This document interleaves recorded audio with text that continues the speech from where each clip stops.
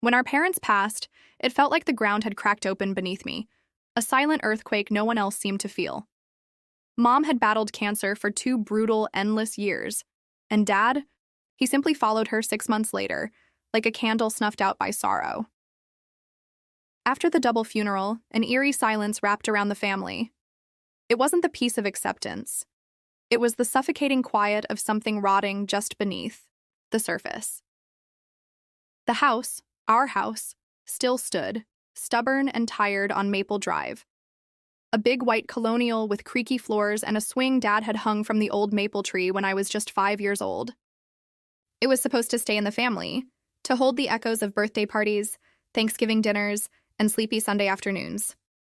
Jenna, my sister, stood with me on the front steps after the service, the spring wind tearing at her black dress like invisible hands.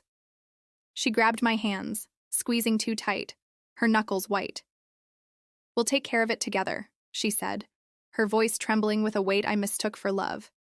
"We'll honor them." I believed her. God, I wanted to believe her. I was such a fool. 3 weeks later, I pulled into the familiar driveway, expecting quiet. I was just there to grab a few boxes from the attic. Old photo albums, Dad's war medals, Mom's sewing kit. Instead, chaos greeted me. Jenna's battered SUV was parked haphazardly on the lawn, its back door hanging open. The front door of the house, our house, gaped wide, swinging on its hinges like a mouth mid-scream. Children, her 3 wild ones, screamed and sprinted across the porch, their sticky hands smearing the white railings with mud and candy stains. The swing Dad built swayed sadly in the breeze, ignored and forgotten. Inside, it was worse. The familiar scent of wood polish and lavender had been replaced by the sour stench of dirty diapers and spilled milk. My father's favorite recliner was gone, replaced by a sagging, stained sectional sofa that looked like it had survived 3 wars. Mom's delicate lace curtains were ripped down, replaced with cheap, superhero-patterned blinds that buzzed awkwardly in the wind. The kitchen looked like a battlefield. Cereal crusted on the counters. Sippy cups leaked onto ancient hardwood floors. The trash can overflowed. A mountain of diapers and crushed juice boxes teetering dangerously. I stood there frozen, my keys clutched so tight they bit into my palm, and then Jenna appeared, breezing into the room like this was normal, like she hadn't shattered a sacred space into pieces. She balanced a screaming toddler on her hip, a wide, strained smile plastered across her face. "Oh, hey," she chirped. "We moved in. Hope that's okay. We just needed more space, and this place was just sitting here. Sitting here. Like an abandoned convenience store. Like it wasn't ours."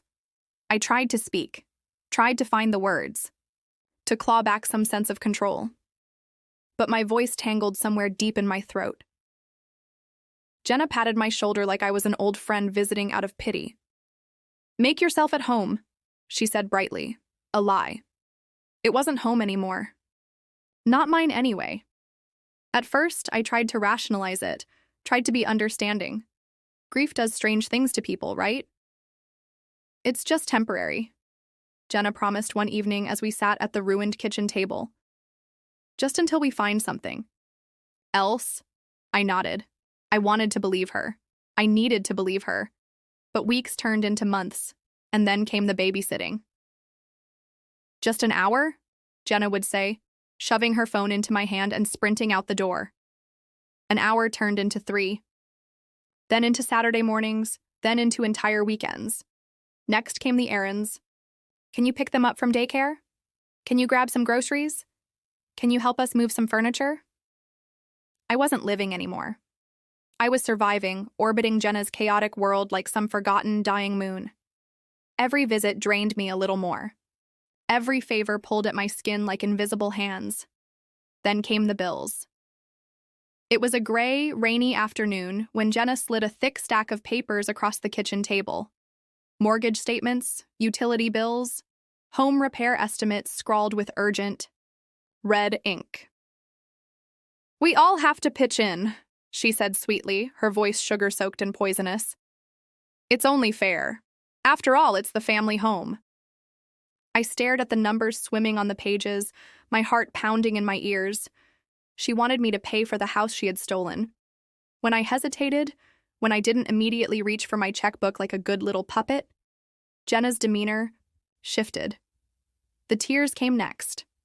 Weaponized guilt, sharpened to a blade. "You don't care about Mom and Dad's legacy," she whispered, eyes glistening with betrayal. "You're abandoning us. You're abandoning them." I could almost hear Mom's voice, gentle and warm, Dad's deep laugh rolling through the halls. They would have wanted me to help, right? Wouldn't they? Jenna's manipulation was so perfect, so complete, that soon my phone buzzed with text messages from distant relatives, most of whom hadn't even come to the funeral. Family comes first. Your parents would be so disappointed. Money isn't everything. It was like drowning in a warm, heavy blanket sewn from every childhood memory we had ever shared. I gasped for air, suffocating under the guilt. I nearly gave in, nearly signed away my time, my energy, my soul, until the phone call that changed everything. Mrs. Greer, Mom's best friend, the woman who had baked us cookies every summer and crocheted ugly, beautiful scarves for Christmas, called one cold Thursday morning. Her voice shook as she spoke. "Honey, I thought you should know. I saw a for sale sign go up in your yard today. Jenna's been giving tours, talking about selling it." I nearly dropped the phone. No. This wasn't just about money anymore. This was betrayal. This was the final knife in the back. I raced to the house. It was raining when I pulled up, the windshield wipers slashing back and forth in furious rhythm. And there it was, a glossy for sale sign stabbed into the front yard like a grave marker. Strangers wandered through the halls, laughing, measuring the walls, dreaming of tearing it all down to make it open concept. One woman casually leaned against the banister Dad had carved with his own hands. I pushed through them, heart hammering against my ribs. In the living room, Jenna stood, a polished real estate smile glued to her face. When she saw me, she didn't even blink. "Relax," she hissed under her breath, smoothing her dress. "It's not a big deal. You don't even live here." I felt something ancient roar to life inside me, something fierce and righteous. She wasn't just stealing memories now. She was erasing them for a check, for convenience. Jenna forgot something crucial. In the tangle of grief and manipulation, she had overlooked one tiny, inconvenient detail. I was still listed as a partial co-owner of the house, and I had rights. Real ones. Ones backed by the law. I called a lawyer the next morning, sent cease and desist letters, froze the sale cold.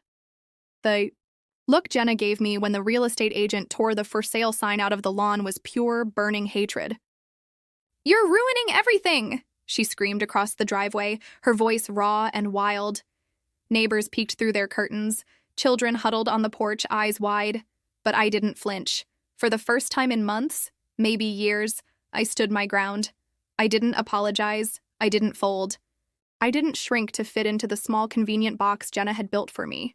I fought, and I won. Through the courts, I forced a buyout. Jenna had to pay me for my share of the house. She had to pay for the betrayal, the manipulation, the months of stolen time and energy. I took the money. But more importantly, I took the things that mattered. The old photo albums, Mom's handwritten recipes, Dad's medals, the love letters tucked away in the attic, yellowed and fragile. I packed them into a moving van, alone, as Jenna watched from the upstairs window, arms crossed, rage pouring off her in waves. She could keep the house. The empty, echoing shell of what once was. I carried the real legacy with me. I moved into a small apartment downtown. That first night, I sat cross-legged on the floor, flipping through Mom's old recipe box. The faded scent of vanilla and dust curled up into the air. I cried. Not for the house, not for Jenna, not for what was lost. I cried for what I had finally reclaimed. Freedom. Peace. Family is supposed to be safe. But sometimes the sharpest knives come wrapped in love. If I had bowed, if I had stayed silent, I wouldn't have just lost the house. I would have lost myself. Today, I live lighter. I laugh louder.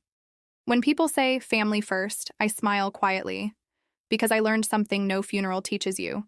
Protect your peace, even from those who share your blood. Because real family doesn't chain you, they lift you.